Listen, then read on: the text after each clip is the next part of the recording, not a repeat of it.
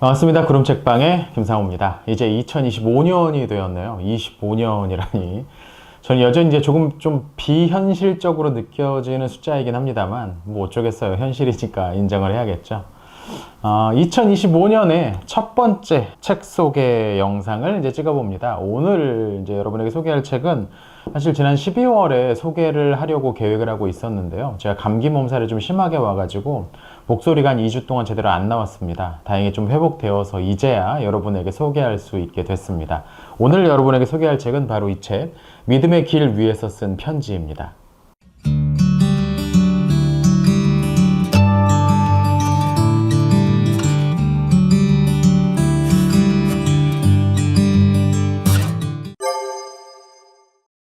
이 책은 편지라는 형태로 되어 있습니다. 팀 저니맨이라는 이름의 젊은이가 아버지가 돌아가신 다음에 아버지 친구인 교수분과 편지를 주고받는다는 내용이죠. 그렇다고 해서 여기 실려있는 편지가 실제로 주고받은 편지는 아니고요. 편지라는 형식을 차용한 겁니다.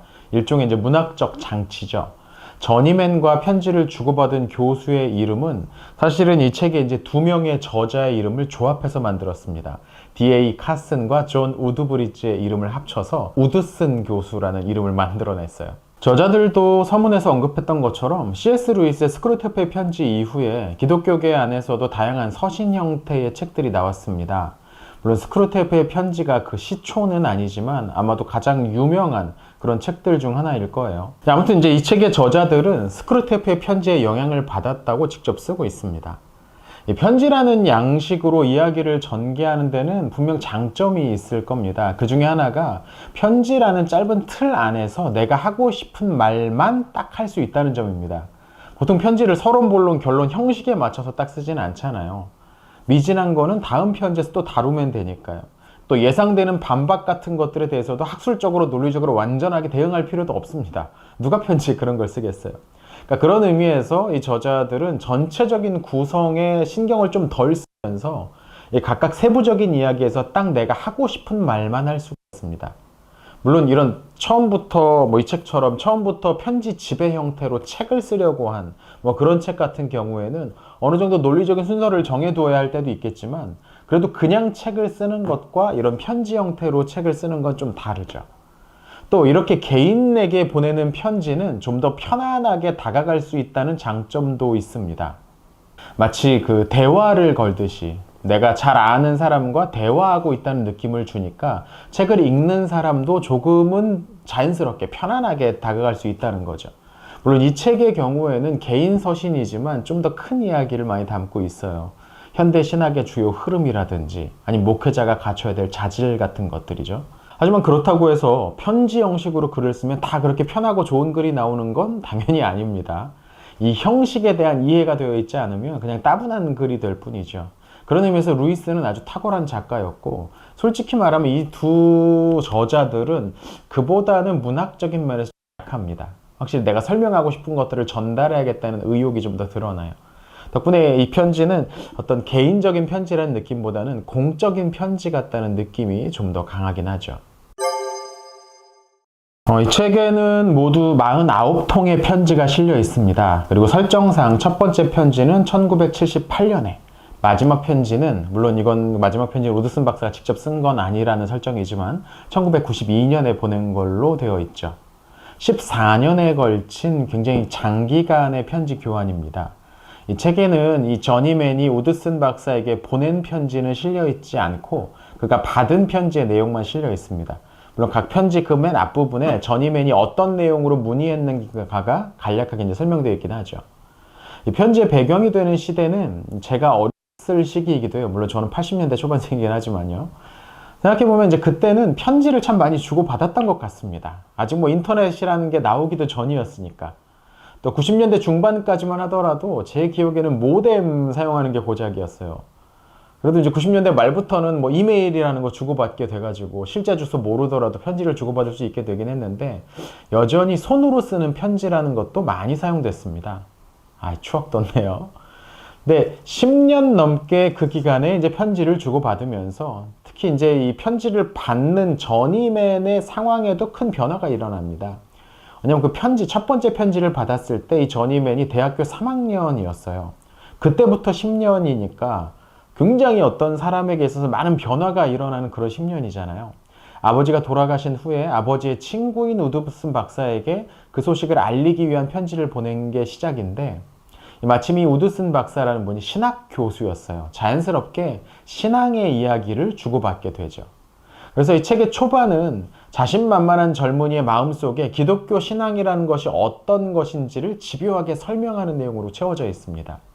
예를 들면 이제 두 번째 편지에서 저니맨이 이제 막 시작된 그리스도인의 삶이 시간이 갈수록 거룩해지기보다는 오히려 죄에 시달리는 것 같다는 느낌을 토로를 했고, 우드슨은 이렇게 답합니다. 하지만 한편으로 생각하면 내가 지금 죄책감에 시달리는 것은 좋은 표시란다. 내가 죄를 심각하게 다룬다는 의미이고, 그것이 바로 참된 신자의 표적 중 하나이기 때문이야. 이 문제는 쉽게 해결되지 못해서 그리스도인의 확신이란 주제로 넘어가게 되는데요. 이에 대해서 우드슨은 또 이렇게 조언을 합니다. 그동안 내가 어떻게 살았는지 알고 있다고 전제한다면 그때도 나는 하나님이 영접하시는 유일한 근거는 예수 그리스도와 그의 행하신 일이라고 말하고 싶을 거야. 객관적인 근거는 변하지 않으니까.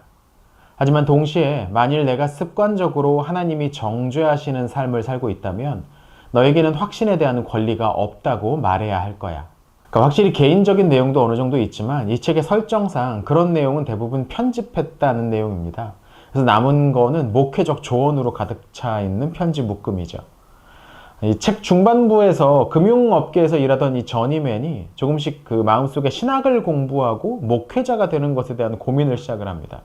그리고 후반부에는 본격적으로 트리니티 신학교와 예일 대학교에서 신학을 공부하고 목회 일선에 나가는 데까지 진행이 되죠. 개인적으로는 이 후반부의 이야기가 조금 더 흥미를 끌었어요. 왜냐하면 전반부는 그리스도인 일반에 관한 조언이라면 후반부는 신학을 공부하고 있거나 이미 공부한 사람, 또 교회에서 사역적으로 일하는 사람에게 주는 조언들이거든요. 아무래도 이제 저의 개인적인 이력과 배경에 좀 더 연관이 되잖아요. 특히나 이제 현대 자유주의자들과 여기에 대항하는 복음주의자라는 전선에서 일어나는 이야기에 관한 설명이 아주 탁월합니다. 에큐메니즘이나 종교 다원주의, 그리고 자연주의와 진화론 같은 주제들에 대해서 보수적인 복음주의자로서의 저자의 견해가 아주 잘 정리되어 있습니다. 책 말미에 이런 구절이 있는데 머리를 맑게 해주는 문장이었어요. 나는 종종 복음주의자들에 대한 가장 신랄한 비판이 이상하게도 비복음주의 청중의 인정을 기대하고 있는 다른 복음주의자들에게서 나오고 있다는 독특한 인상을 받는다. 다시 말하면 일부 젊은 복음주의자들은 자신들의 종교적인 전통에 적대적인 학계의 인정을 받기 위해서 그 전통을 비판해야 한다고 느끼고 있다는 의미다. 복음주의자들은 어떤 경우에도 스스로에 대해 비판적이어야 하지만 바른 동기와 주인의식과 연민을 가지고 비판해야 한다. 사실 책을 읽으면서 이 책은 신학생들에게 추천해주고 싶다는 생각이 많이 들었습니다. 저의 경우에는 벌써 이제 오래 전 이야기이긴 하지만 저도 신학생 시절이 있었잖아요. 학부 4년과 신학대학원 3년 하면 벌써 7년이죠. 그리고 저는 바로 이제 목사가 돼서 군목으로 군인교회 3군데를 맡아서 목회하는 담임 목사가 됐습니다. 저는 모태신앙도 아니고 제대로 신앙생활을 시작한 건 고등학생 때였습니다. 그리고 얼마 안 가서 대학을 신학대학교로 진학을 한 거죠. 그러니까 그렇다 보니까 어렸을 때부터 뭔가 신학적으로 또 신앙적으로 차근차근 잘 쌓아왔다는 느낌이 별로 없어요. 그래서 사역을 시작한 후에도 꽤 오랫동안 모든 부분이 생소하게 느껴지기도 했습니다. 그래서 그때 제가 저를 부르던 별명이 초보 목사, 초보 전도사였어요. 특별히 지적으로 충분히 알았다 또는 배웠다라는 느낌을 갖지 못했습니다. 기본적으로는 어렸을 때부터 보고 들은 게 적었으니까 남들에게는 당연하게 느껴지던 것들이 저에게는 배워야 하는 무엇이 되는 거죠. 그리고 꼭 저와 같은 경우가 아니라도 신학생들, 또 졸업하고 사역을 시작한 지 몇 년 안 된 분들은 비슷한 상황이지 않을까 싶어요. 사실 이 신학교에서 배우는 것들은 굉장히 적잖아요. 특히 MDB라고 불리는 목회학 석사 과정은 말 그대로 최소한의 목회자로서의 소양을 기르는 곳이지 제대로 신학적인 뭔가를 배우고 하는 과정이 아닙니다. 만약에 이런 상황에 있는 누군가에게 이 책 속의 우드슨 박사 같은 분과 오랫동안 교제할 수 있는 기회가 생긴다면, 그런 조언을 들을 수 있다면 정말로 좋을 것 같다는 생각이에요. 신학교 교수님들과 그런 관계를 맺을 수 있다면 좋겠지만 그런 경우는 대단히 적죠. 그리고 제가 느끼기에 이 책에 나와 있는 정도의 조언을 해줄 수 있는 교수님들도 애초에 얼마 안 될 것 같기도 하고요. 신학생들이 읽어야 되고 공부해야 될 것들, 준비해야 될 내용들이 적지 않습니다. 근데 그걸 누가 잘 설명을 안 해줘요. 못 해줘요. 그러니까 지적으로 길을 잃기가 쉽습니다. 저는 여기에 이 책이 많이 도움이 될 거라고 생각을 합니다. 특히 신대원생들은 꼭 한 번은 읽어봤으면 하는 그런 책입니다. 뭐 그 시기가 뭔가 됐다는 의식은 충만한데 뭔가 하기에는 가진 것이 별로 없는 그런 시기다 보니까 잘못하면 굉장히 엉뚱한 짓을 하기 쉬운 그런 시기거든요. 학문적으로도 또 사역적으로도. 이 책에 담겨있는 몇몇 조언들만 살펴봐도 여기에 담긴 그 깊이가 잘 느껴집니다. 예를 들면 이런 게 있어요. 박식한 채 하는 것으로 들릴지 모른다는 위험이 있지만 복음주의자들이 학문적으로 존중을 받으려고 하는 데 있어서 지혜로운지에 관해서는 의심의 여지가 많다. 우리에게 필요한 것은 학문적 책임감이다. 여기에는 엄청난 차이가 있다. 마지막으로 내가 최근에 내 믿음을 누군가와 나눈 적이 있는지 자신에게 묻기 바란다. 밖으로 분출되지 않는다면 마치 사해처럼 받기만 하다가 결국은 죽게 된다.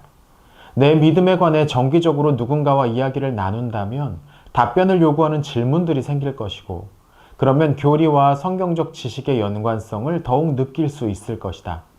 그리고 내가 배우는 진리들이 너의 생각과 가치관을 형성하고 내 구원의 하나님에게 기쁨으로 화답할 수 있게 되도록 기도하라. 혼자서 그리고 다른 사람들과 함께. 참 좋은 조언들입니다. 이 영상을 보고 계시는 분들 중에 신학생들이 있다면 꼭 한번 읽어보셨으면 좋겠어요. 교회에서 전도사님들에게 선물하기 좋은 그런 책이 아닌가 싶기도 하고요. 영상을 마무리하면서 한 가지 이 책의 아쉬운 점을 지적하자면 유머가 부족하다는 겁니다. 사실 스크루테이프의 편지를 더 빛나게 만들어주는 게 바로 유머였거든요.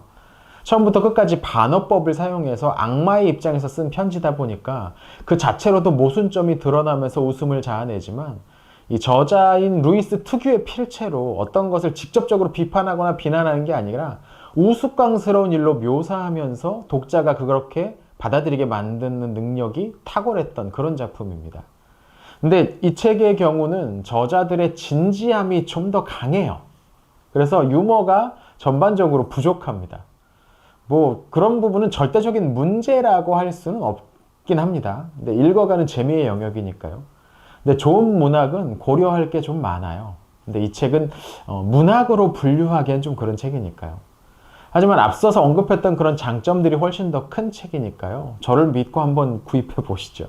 이번에 구름책방에서 하는 사역자 독서 모임에서는 이 책을 같이 읽을 계획입니다.